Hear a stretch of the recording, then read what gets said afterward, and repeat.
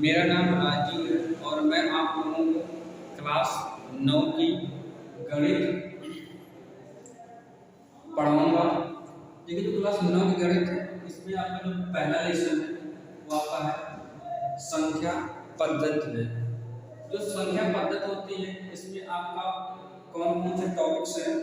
पहला टॉपिक्स क्या आपका है परिमेय संख्या, दूसरा है आपको पढ़ना है संख्या रेखा पर परिमेय संख्याओं का निरूपण, उसके पढ़ना है आपको वास्तविक संख्या और उनके दशमलव प्रसार, उसके पढ़ना है संख्या रेखा पर वास्तविक संख्याओं का निरूपण, वास्तविक संख्याओं पर संक्रियाएं, वास्तविक संख्याओं के लिए घातांक नियम। इसमें देखिए प्रत्येक प्रश्नावली के अनुसार हम आपको बताएंगे, सारे एग्जाम्पल भी बताएंगे और एग्जाम्पल के साथ साथ आपका प्रश्नावली के सवाल भी लगवाएंगे आपको। तो आपको देखिए इसमें क्या करना है, इसमें पहला आपका प्रश्नावली ए।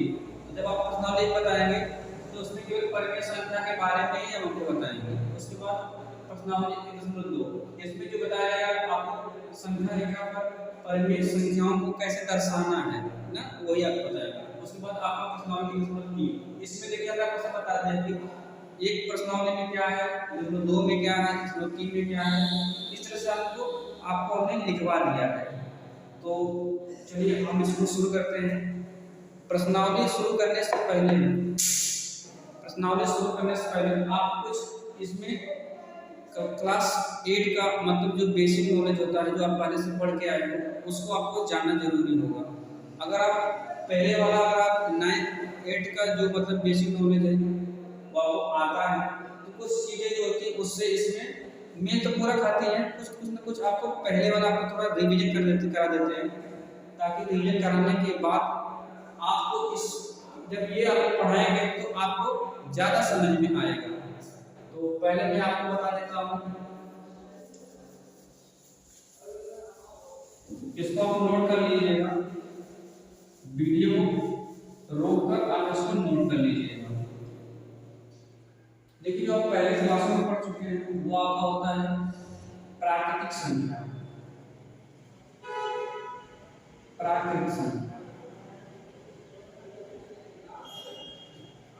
देखिए जो प्राकृतिक संख्या होती है इसे जो कहते हैं नेचुरल नंबर्स बोलते हैं, इसको इंग्लिश में बोलते हैं नेचुरल नंबर्स।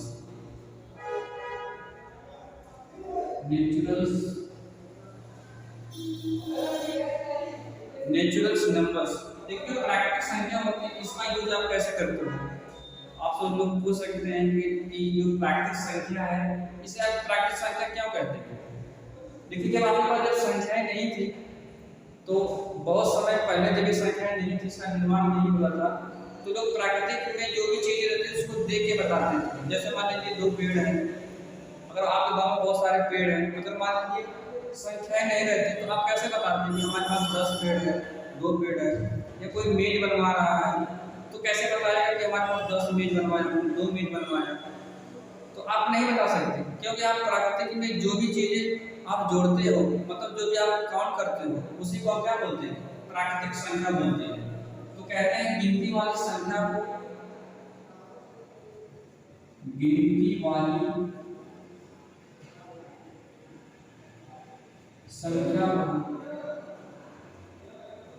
प्राकृतिक संख्या कहते हैं।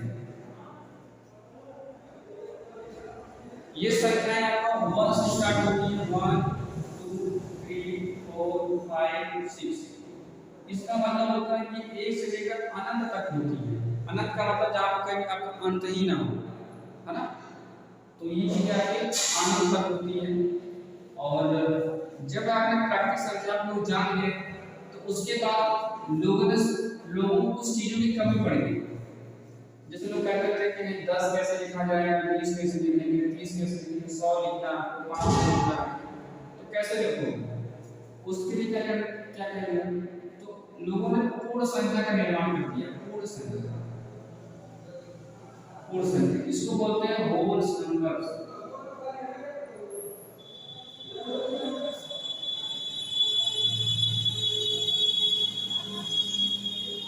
ये आपका होल्स नंबर है। इसमें कहा गया कि अगर प्राकृतिक संख्या में अगर आप शून्य को ऐड कर लेते हो या आप जोड़ लेते हो, यदि प्राकृतिक संख्या में जीरो जोड़ लेते हो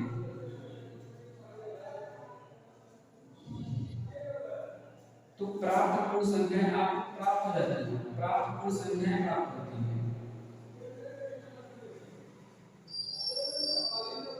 प्राप्त पूर्ण संख्याएं प्राप्त होती है।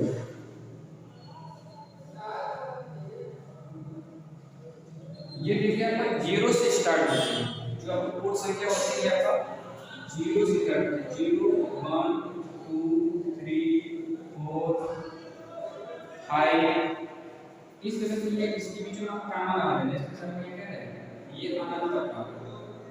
अब देखिए नंबर आपके तोड़ के आ गए, प्रैक्टिकली आपने जान लिया। अब इसके बाद लोगों ने देखा कि जैसे कोई चीज बहुत कम है, ज़्यादा है, ज़्यादा तो लोग बता दिए कि 1 2 3 4 5 है, लेकिन जो कम आने लगी जो वैल्यू जो बहुत कम है, जैसे आपने देखा होगा कि जो आपका साइबेरिया पड़ता है, एक आपका सियाचिन है, और एक आपका जम्मू कश्मीर मतलब लद्दाख है, जहाँ का तापमान बहुत क्या है, बहुत ही कम है। तो तापमान अगर कम रहेगा तो आप कैसे बताओगे कि तापमान कम है? आप कम नहीं बता सकते। अगर तापमान कम है तो कितना कम है ये आपको आना चाहिए। अगर ज़्यादा है आप बता देते हो कि 1 है 2 है 3 है 4 है, लेकिन कम है तो नहीं बता पाते। तो उसको जानने के लिए हम लोगों ने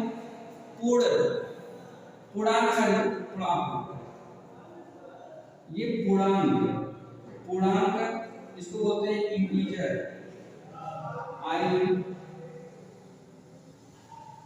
इसको इंटीजर बोलते हैं, इसको आप इंटीजर बोलते हैं। इसकी डिफिनेशन आप कैसे बनाओगे? देखो प्राकृतिक से पूर्ण संख्या बन गई और पूर्ण संख्या से क्या बनेगी आपकी पूर्णांक बनेगी।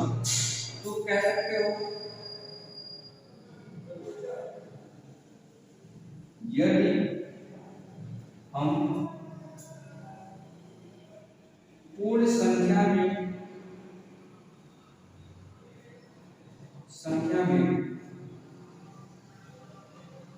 प्राकृतिक धनात्मक नहीं ऋणात्मक आपको लेना है, ऋणात्मक अंक लेना है। ऋणात्मक आप अंक लोग ले लोगे तो प्राप्त होगा आपका, तो प्राप्त समूह बोल सकते हो या संख्या बोल सकते हो। प्राप्त संख्या क्या होगा? आगे आपको ध्यान देना है कि कुछ पूर्णांक प्लस में भी होते हैं और कुछ प्लस क्या होते हैं माइनस में होते हैं। तो आप इस तरह से लिख लेना क्या हो जाएगा 0 1 2 3 4 5 ये 1 जाएगा। लेकिन पीछे आ रहा है, जैसे जो चीज पीछे आती है वो क्या हो जाएगा उसको हम माइनस में दिखाते हैं, क्योंकि ये क्या है आपका छोटा है। 1 से छोटा क्या रहेगा आपका -1, 2 से छोटा क्या है -2, फिर इससे छोटा क्या हो जाएगा आपका -3, फिर छोटा क्या हो जाएगा 4। इस तरह से ये डाटा अनंत तक जाता है और ये प्लस में जाता है इस तरह से। आप देखते होंगे कि पूछते हैं कि बताओ ये कौन सा पूर्णांक है, ये कौन सा पूर्णांक है। तो देखिए इसका नाम हमने दे दिया, यहाँ से लेकर यहाँ तक धनात्मक पूर्णांक।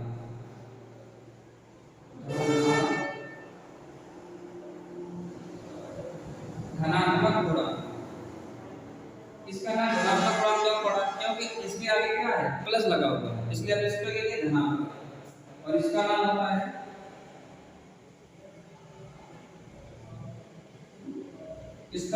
है ऋणात्मक पूर्णांक, क्योंकि इसके सामने क्या लगा है माइनस लगा है। अब देखिए अब जीरो का क्या हो सकता है? आप जीरो कुछ भी नहीं हो सकते। आप किसी को 0 रुपये ना दे सकते हो ना तो 0 रुपये आप उससे ले सकते हो। तो ना आप 0 रुपये किसी को दोगे, अगर आप किसी को पैसा देते हो तो आप प्लस हो गए, वो आपको अपना पैसा देगा। और जो पैसा लेना है जो उसको पैसा देता है वो क्या है, उसका कर्जदार हो जाता है। जो कर्जा लेता है वो मानसिक हो जाता है, और जो पैसा देता है वो कर्जदार का प्लस में रहता है। तो इस तरह से हम कह सकते हैं कि आप किसी को ना तो 0 दे सकते हो ना ले सकते हो। तो जब आप किसी को ना तो दोगे ना तो लोगे, तो कैसा हो जाएगा? ये ना तो धनात्मक है, ये ना धनात्मक है और ना ही ऋणात्मक पूर्णांक। परीक्षा में आपसे पूछा जा सकता है कि जो 0 क्या है, कैसा पूर्णांक? तो आप कह सकते हो कि 0 ना तो धनात्मक है ना तो ऋणात्मक है। पूछेगा क्यों, तो आप बता देना कि 0 में आप उसे कोई सामान ना तो दे सकते हो ना तो ले सकते हो। कोई आपको 3 रुपए दे सकता है, 3 रुपए आप उससे ले सकते हो, लेकिन 0 रुपए आप ना दे सकते हो ना तो ले सकते हो। ये चीजें देखिए आपका 9th का नहीं है, 11th का ही है, 11th कह रहे हैं 8 का है, ये 8 का है पहले का। तो जो पीछे वाली चीजें होती है उसको थोड़ा सा अगर आप रिवीजन कर देते हैं, अगर आप थोड़ा सा रिवीजन कर दोगे तो आने वाली जो संख्या, आगे वाली संख्या है, मतलब आगे वाला जो क्वेश्चन रहेगा आपका इसी पे डिपेंड है, मतलब इसी पे निर्भर है। अगर आपको ये आता है तो क्लास 9th का जो भी सवाल रहेगा आप इसे बहुत आसानी से लगा लोगे। तो क्या होगा कि इसको जब जानते नहीं रहोगे, 8 में इसको नहीं पढ़ रहे होगे, तो 9th का सवाल डायरेक्ट लगाओगे तो नहीं लगा सकता है। तो आप इसको स्क्रीन को रोक करके इसको आप क्या करिएगा, नोट कर लीजिएगा।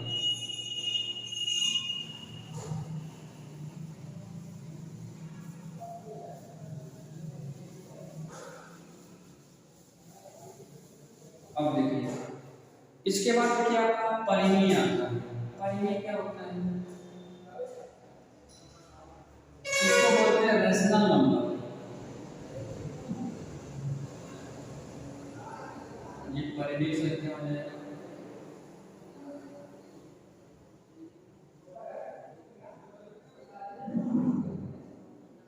परिमेय संख्या इसको बोलते हैं रेशनल नंबर।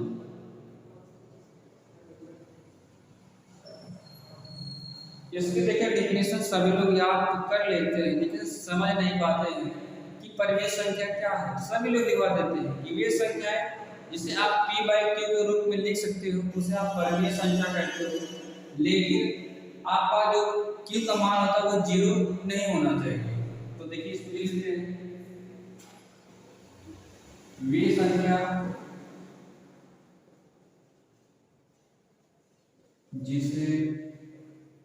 जिसे हम p/q के रूप में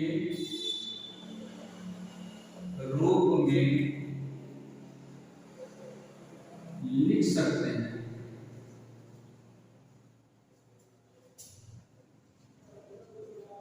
उसे परिमेय संख्या कहते हैं। जहां p व q क्या है, पूर्णांक है। जहां p व q क्या है, पूर्णांक है। इसमें एक कंडीशन दे रखा है, कह रहा है कि p बराबर, आप देखिए कहता है कि p बराबर q बराबर इसका होता है इक्वल मान। इसका मतलब होता है p बराबर नहीं होना चाहिए 0। इसका मतलब होता है कि p बराबर 0 नहीं होना चाहिए। कैसे? देखो, जैसे मान लीजिए आपके पास अगर आपसे कह दिया जाए कि 1 रुपए है, मतलब 10 रुपए, इस 10 रुपए को 2 लोगों में बांटना है,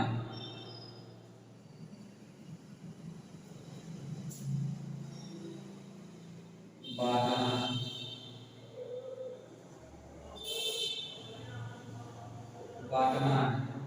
देखिए हिंदी में थोड़ा मेरी वीक है, तो बांटना है। आप क्या करोगे, आप इसको सीधे कह सकते हो 10/2, 10/2 लिख सकते हो। तो आपने जो 10/2 लिखा है यही परिमेय संख्या है। आप लिख सकते हो 15/2 लिख सकते हो, 6/k लिख सकते हो और 14/2 लिख सकते हो। इस तरह से आप परिमित संख्या लिख सकते हो। और परमेश्वर ने आपने लिख लिया तो देखिए जीरो होता है, कहते हैं इसका मान, इसको बोलते हैं हर, और ये हमारा अंश।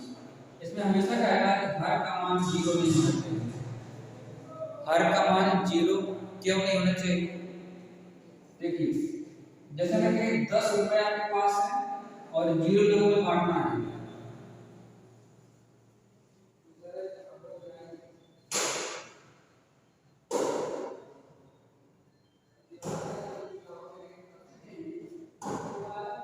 आप 0 लोगों में बांट नहीं सकते, बांट दो, आप 0 लोगों में बांट नहीं सकते। अगर आप 0 लोगों में बांट सकते तो बताइए, तो आपको पता है ना कितनी संख्या है ना, एक संख्या, दो संख्या, तीन संख्या, चार संख्या, ये तो है ही नहीं। ये तो अंक होते हैं, मतलब 14 लोग हुए, 15 लोग, ये इसको संख्या बोलते हैं। 1 2 3 को क्या बोलेंगे? अंक बोलेंगे। तो आप लोगों में बांट ही नहीं सकते। जब नहीं बांट सकते तो उसको बोलते हैं अपरिभाषित है, उसको बोलते हैं अपरिभाषित, अपरिभाषित। यहाँ तक देखिए तो आपको हमने जो बताया है ये सब क्या है, बेसिक है। और अगर आपको ये सब चीजें आती हैं तो आप मेरे चैनल पे जाकर, मेरे चैनल को सब्सक्राइब कर लीजिएगा, और अगर समझ में आता तो भी करिएगा, नहीं आता कोई बात नहीं, और लाइक कर दीजिएगा, क्योंकि अगर आपको समझ में आएगा तो मुझे पता चल जाएगा कि आपको समझ में आ रहा है।